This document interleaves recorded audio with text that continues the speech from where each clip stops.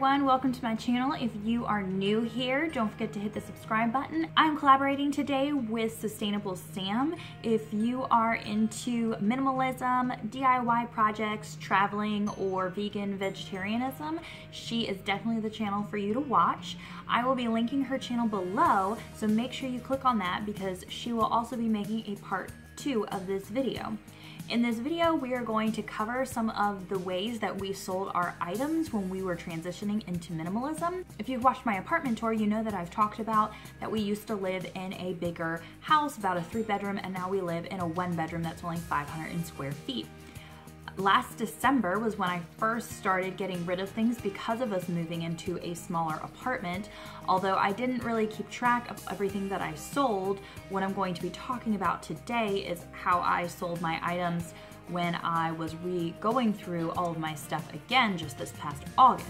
We sold a lot of big items back in December, including our sofa set. And so I don't have like those final numbers of how much we've made back then, but I used the same type of techniques for selling those items as I did just this past August. So one of the ways that I've been selling items that have actually been a lot better than I thought it was going to be was using Facebook groups or Facebook Marketplace. If you've ever been on Facebook, they now have a marketplace, which is kind of like eBay, I guess, for Facebook. I have used that, and I also became part of local Facebook yard sale pages or buy and sell pages, things like that. And so all I have to do is take a picture of my item and get onto one of those groups or get onto the Facebook Marketplace and just type in, just like you would on eBay if you've ever done that. You can add your picture, you can type in a title, you can type in the actual price. There are like 2 differences between doing this and doing eBay. A lot of times it's locally, so I can just go and meet somebody in a public area. Usually I pick like a Walmart parking lot or Target parking lot, and they don't have to bid on the items. Usually the price that I put it at is what I would want to get for it, and they can make you an offer. And if I've had some items that haven't sold very quickly, I usually will maybe drop down the price by $1 or some while the weeks go along. I've sold everything from like pots and pans that I've had, to a car seat, to a Polaroid camera, shoes, DVDs, pretty much anything except for books. So the second option that I do when I am selling my items is I will do eBay. And with eBay, a lot of times you're going to have to ship the item somewhere. So the cheapest shipping that you can do is media mail, but that's only specifically for books. So I feel like I can get the best price if I sell my books. I sold actually a bunch of cookbooks that I didn't need anymore, and I sold those on eBay because the shipping price isn't too expensive. It's about $3 or $4 to ship a regular sized cookbook. And I feel like the range is broader, and so with me, I eat paleo based, and so a lot of the cookbooks that I was selling were paleo based, and I feel like where I live, there's not a lot of people that are interested in that type of eating. I was able to get a larger audience selling it on eBay, but whereas I didn't have to constantly think about how much shipping would cost if I was selling my pots and pans on eBay. So I really like the option of selling the Facebook on the Facebook groups because it can pretty much be anything as long as you're willing to meet the person. And I like the option of eBay when I need a broader range of people to get it from.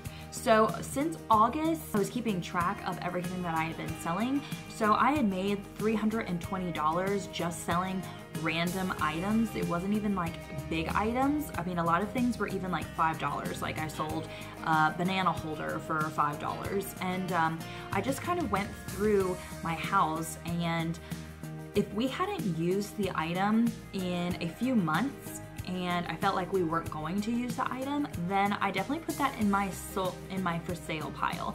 I constantly go through my house all the time and I still find items for sale. I just recently put a picture frame that I wanted to sell because I wasn't using. I put one of my mugs that wasn't my favorite anymore, and I wanted to have more room maybe to get a Christmas mug in the future. So I had transitioned to a zero waste kind of lifestyle or less waste kind of lifestyle. I got rid of my paper towel holder and my napkin holder as well because I have just been using like regular towels, and I don't need these extra things all over the place. If it was up to me, I'd also sell my coffee maker, because I also have a French press, and to me I only need one way to brew coffee, but since my husband uses a coffee maker a lot, I decided to keep it. But those are the kinds of ways that I just kind of go through my house and I'll look and see, do I need 2 of this item? Do I even use the item that I have? Could I live without it? And it's actually amazing how much money you can actually make from selling the items that you really don't actually need. It's a lot of times society telling you that you need all these items. I mean, even for like a paper towel holder, like, do you really need to buy an item to hold your paper towels? Even if you use paper towels, you can easily stick them under the sink if you're one of those people that don't use them very often. Or even with purses, like I sold one of my purses because having 3 purses to me didn't make any sense when, number one, I hardly even go out and use a purse. I usually just grab my wallet and go.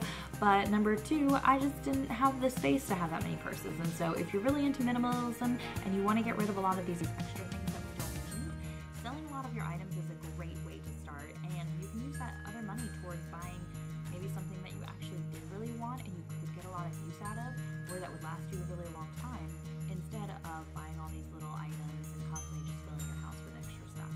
So those are the 2 ways that I sold my items, but don't forget, click the link down below so that you can head over to Sustainable Samm's website, and she will have a part 2 of the video of how she sold her items when she was transitioning into minimalism. Thanks again for watching.